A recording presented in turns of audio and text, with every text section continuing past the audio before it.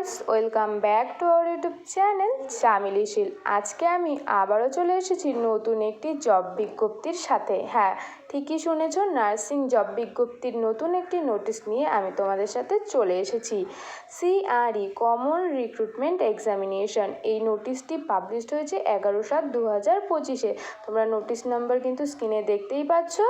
এই ভিডিওতে আমি তোমাদের সাথে শেয়ার করব এই যে কমন রিক্রুটমেন্ট টেস্ট হতে চলেছে সেটার জন্য তোমাদের এলিজিবিলিটি ক্রাইটেরিয়া কি থাকছে এবং এক্সাম প্যাটার্ন কি থাকছে, অনলাইন ফর্ম ফিল আপ কবে থেকে শুরু হচ্ছে, লাস্ট ডেট কবে থাকছে, অ্যাপ্লিকেশন ফিস তোমাদের কত লাগছে এবং এক্সামের সিলেবাস তোমাদের কি থাকছে, সেই সমস্ত কিন্তু বিস্তারিত আলোচনা করব। তো ভিডিওটা স্কিপ না করে পুরোটা দেখো।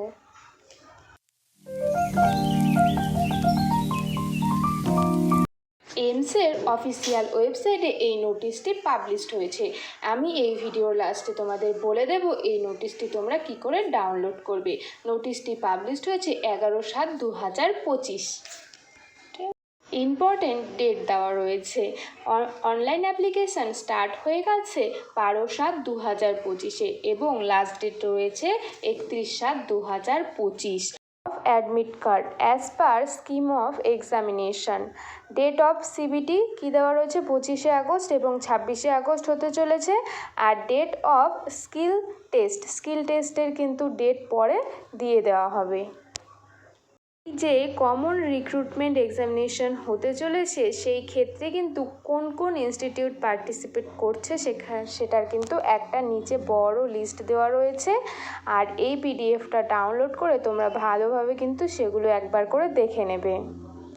এরপর দেখো দেওয়া রয়েছে অ্যাপ্লিকেশান প্রসেস কি হতে চলেছে অনলাইন মোড, এবং এখানে দেখো ওয়েবসাইট কিন্তু দেওয়া রয়েছে www.aimsexams.ac.in।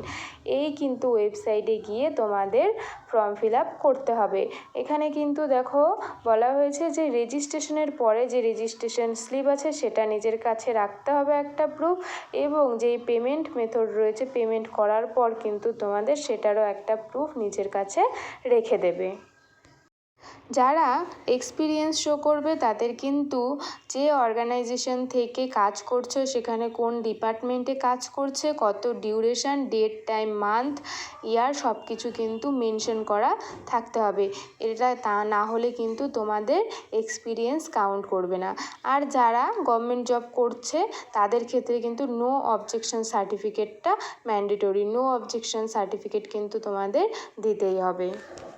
অ্যাপ্লিকেশান ফিস কী লাগছে, জেনারেল ওবিসি ক্যান্ডিডেটদের জন্য 3000 রুপিস এবং SC ST EWS ক্যান্ডিডেটদের জন্য 2400 রুপিস লাগছে।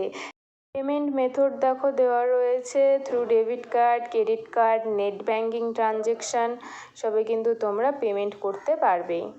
একটি গুরুত্বপূর্ণ টপিক তোমাদের বলে রাখছি, অ্যাপ্লিকেশান ফিস যেটা হচ্ছে সেটা কিন্তু তোমরা রিফান্ড পাবে না। শুধু রিফান্ড পাবে কারা, SC ST ক্যান্ডিডেট যারা আছে তারাই কিন্তু অ্যাপ্লিকেশান ফিসটা রিফান্ড পাবে। সেটাও কিন্তু এক্সামিনেশনের পর যখন রেজাল্ট ডিক্লারেশন হবে তারপরে সে অ্যাপ্লিকেশান ফিসটা কিন্তু শুধুমাত্র SC এবং ST ক্যান্ডিডেটরাই রিফান্ড পাবে। বাকি যারা আছে ক্যান্ডিডেট তারা কিন্তু অ্যাপ্লিকেশান ফিস রিটার্ন পাবে না। এরপর আমরা দেখে নেব date and centre of examination. Date কি থাকছে 25শে আগস্ট এবং 26শে আগস্ট থাকছে তোমাদের ডেট। পর রয়েছে অ্যাডমিট কার্ড কিন্তু তোমরা ওয়েবসাইট যেটা রয়েছে www.aimsexam.ac.in এই ওয়েবসাইট থেকে কিন্তু তোমরা অ্যাডমিট কার্ড ডাউনলোড করতে পারবে, সেটা কিন্তু এক্সামের 3 দিন আগে। এবং এক্সাম সিটি কি থাকছে সেটা কিন্তু তোমরা 7 দিন আগেই জানতে পারবে যে তোমাদের এক্সাম সিটি কি থাকছে। তারপর দেখো রয়েছে সিলেবাস কি থাকছে, তোমাদের CBT টেস্ট হবে, কম্পিউটার বেসড টেস্ট, আর ডিউরেশন থাকবে টোটাল 90 মিনিটের। 100টা MCQ টোটাল থাকছে, টোটাল নাম্বার থাকছে তোমাদের 400, তাহলে প্রত্যেকটা MCQ এর নাম্বার থাকবে তোমাদের 4 করে। তারপর 20টা MCQ থাকবে তোমাদের জেনারেল নলেজ, অ্যাপটিটিউড এবং নলেজ অফ কম্পিউটার। বাকি 80টা কোশ্চেন থাকবে তোমাদের ডিজারেবল কোয়ালিফিকেশনের ওপর। এই টোটাল থাকছে তোমাদের 100টা MCQ আর টোটাল মার্কস থাকছে তোমাদের 400। আমরা দেখে নেব অ্যানেক্সার 1 এবং অ্যানেক্সার 2। অ্যানেক্সার 1-এ দেওয়া রয়েছে পোস্ট, কোন কোন পোস্ট রয়েছে, institute, age limit, pay level এবং কোয়ালিফিকেশান। আর অ্যানেক্সার 2-তে দেওয়া রয়েছে তোমাদের ক্যাটাগরি ওয়াইজ পোস্ট। তো এক এক করে আমরা সব দেখে নেব। এখানে কিন্তু নার্সিংয়ের পাশাপাশি আমি বলেছি 53টা কিন্তু ক্যাটাগরিতে তোমাদের রিক্রুটমেন্ট হচ্ছে। তো আদার্সগুলো আমি আজকে বলবো না, কারণ এগুলো যদি বলতে যাই তাহলে ভিডিওটা অনেক বড় হয়ে যাবে।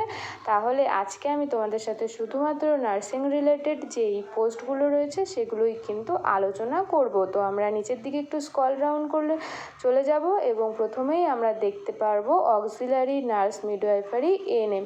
এখানে দেখো এজ লিমিট কি রাখছে, 21 থেকে 25 বছর পর্যন্ত, এবং লেভেল থাকছে লেভেল 4। 12 পাস আউট হতে হবে রিকগনাইজড ইনস্টিটিউট বা বোর্ড থেকে। তারপর কি থাকতে হবে, ANM certificate, recognised institute, state nursing counselling এবং ইন্ডিয়ান নার্সিং কাউন্সিলের আন্ডারে। তার সাথে দেখো আরও দেওয়া রয়েছে ফিমেল মাল্টিপারপাস ওয়ার্কার কোর্স যদি করে থাকে কেউ, সেই ক্ষেত্রে কিন্তু তারাও এই পোস্টের জন্য অ্যাপ্লাই করতে পারবে।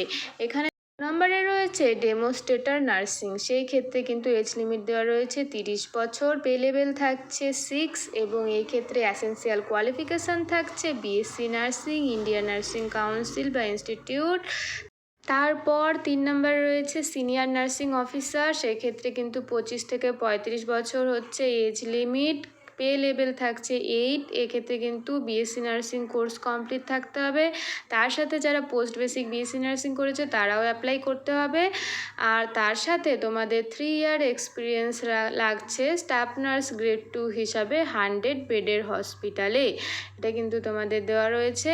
এবং 4 নম্বরে রয়েছে সিনিয়র নার্সিং অফিসার, সেক্ষেত্রে কিন্তু 21 থেকে 35 বছর তোমাদের এজ লিমিট দেওয়া রয়েছে।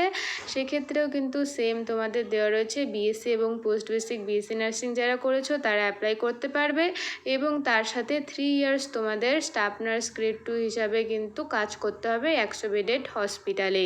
তারপর রয়েছে দেখো সিনিয়র নার্সিং অফিসার, সেক্ষেত্রেও কিন্তু তোমাদের 25 থেকে 35 থাকছে এজ লিমিট, পে লেভেল থাকছে 8 এবং এক্ষেত্রেও বিএসসি নার্সিং পাস আউট বা পোস্ট বেসিক বিএসসি নার্সিং যারা করেছে তারাও, এবং তার সাথে লাগছে 3 ইয়ার্স এক্সপিরিয়েন্স 200 বেডেড হসপিটালে। তারপর দেখো রয়েছে 6 নম্বরে সিনিয়র নার্সিং অফিসার, সেই ক্ষেত্রে কিন্তু এজ লিমিট 21 থেকে 35 এবং এখানে পে লেভেল থাকছে 8। তার সাথে কিন্তু থাকছে তোমাদের বিএসসি নার্সিং পাস আউট বা post basic BSc nursing pass out থাকতে হবে। তার সাথে অবশ্যই এক্সপিরিয়েন্স থাকতে হবে 3 ইয়ার্স 100 বেডের হসপিটালে। এখানে তারপরেই দেখো 8 নম্বরে রয়েছে স্টাফ নার্স গ্রেড 1, এই ক্ষেত্রে কিন্তু এজ লিমিট থাকছে তোমার 21 থেকে 35 এবং পে লেভেল থাকছে কত, লেভেল 8। অ্যাসেন্সিয়াল কোয়ালিফিকেশান কি থাকছে, বিএসসি নার্সিং বা post basic BSc nursing pass out হতে হবে। তার সাথে এক্সপিরিয়েন্স লাগছে 3 ইয়ার্স, মিনিমাম 100 বেডেড হসপিটালে। এরপর আমরা দেখে নেব স্যার 2 যে ক্যাটাগরি ওয়াইজ কতগুলো টোটাল পোস্ট রয়েছে। এখানে দেখো প্রত্যেকটা ক্যাটাগরির কিন্তু কতগুলো পোস্ট রয়েছে দেওয়া রয়েছে। তো আমরা দেখে নেব যে নার্সিংয়ের কতগুলো টোটাল পোস্ট রয়েছে।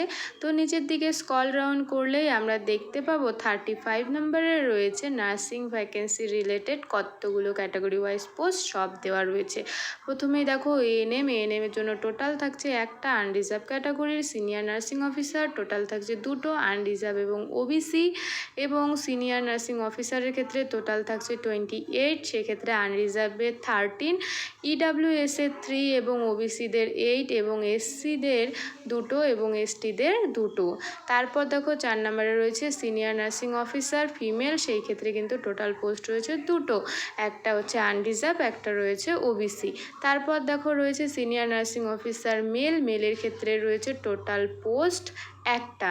এবং তারপর রয়েছে দেখো সিনিয়র নার্সিং অফিসার ফিমেল, সেক্ষেত্রে কিন্তু টোটাল পোস্ট রয়েছে 10টা, সেক্ষেত্রে 8টি রয়েছে আনরিজার্ভ, ওবিসিদের রয়েছে 1টি এসটি ক্যান্ডিডেটদের রয়েছে একটি। তারপর দেখো রয়েছে সিনিয়র নার্সিং অফিসার ফিমেল, সেক্ষেত্রে রয়েছে টোটাল 28 পোস্ট, আনরিজার্ভদের 13, ইডাব্লিউএস ক্যান্ডিডেটদের জন্য 2টো, ওবিসি ক্যান্ডিডেটদের জন্য 7টি, এসসিদের জন্য 4টি এবং এসটি ক্যান্ডিডেটদের জন্য রয়েছে 2টি।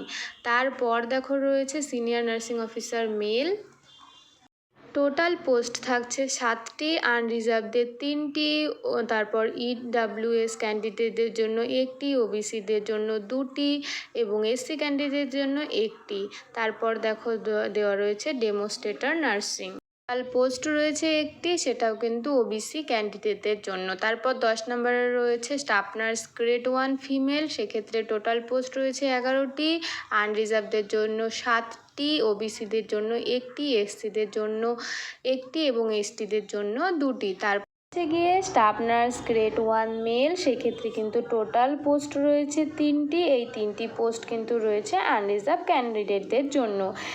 এই ছিল সিআরই কমন রিক্রুটমেন্ট এক্সামিনেশনের বিস্তারিত তথ্য। তোমাদের কেমন লাগলো অবশ্যই কমেন্ট বক্সে জানাবে। ভালো লাগলে কি করবে, আমার চ্যানেলটি সাবস্ক্রাইব করবে, ভিডিওতে লাইক করবে এবং বন্ধুদের সাথে শেয়ার করবে। যাওয়ার আগে আরও একটা ইনফরমেশন তোমাদের দিয়ে রাখি যে এখানে দেখো পিডিএফটির নিচের দিকে স্ক্রল ডাউন করলে কিন্তু তোমরা বিভিন্ন ফরম্যাট দেখতে পারবে, যেমন ওবিসি এনসিএলদের জন্য কী ফরম্যাট লাগছে, ইডাব্লিউএস ক্যান্ডিডেটের জন্য কী ফরম্যাট লাগছে, সেই সমস্ত ফরম্যাট কিন্তু এখানে দেওয়া রয়েছে। তারপর আমি তোমাদের লাস্টে আরও একটা জিনিস শেয়ার করব যে তোমরা এই পিডিএফটি কেমন করে ডাউনলোড করবে। প্রথমেই চলে যাবে গুগলে গিয়ে টাইপ করবে এইমস এক্সাম, করার পর এইমস এক্সামের অফিসিয়াল ওয়েবসাইটে চলে যাবে। অফিসিয়াল ওয়েবসাইটে চলে যাওয়ার পর নিচের দিকে একটু স্ক্রল ডাউন করলে তুমি দেখতে পারবে অনেকগুলো অপশন। তার মধ্যে দেখো এখানে রয়েছে রিক্রুটমেন্ট অপশন, সেই রিক্রুটমেন্ট অপশানে ক্লিক করবে। রিক্রুটমেন্ট অপশানে ক্লিক করার পর আরেকটু নিচের দিকে স্ক্রল ডাউন করলে তুমি দেখতে পারবে কমন রিক্রুটমেন্ট এক্সামিনেশান, এখানে ক্লিক করবে। ক্লিক করার পর এই যে কমন রিক্রুটমেন্ট এক্সামিনেশনের নোটিশটি বেরিয়েছে, সেই নোটিশটি ফুল ডাউনলোড করে নিতে পারবে। Tata, bye bye.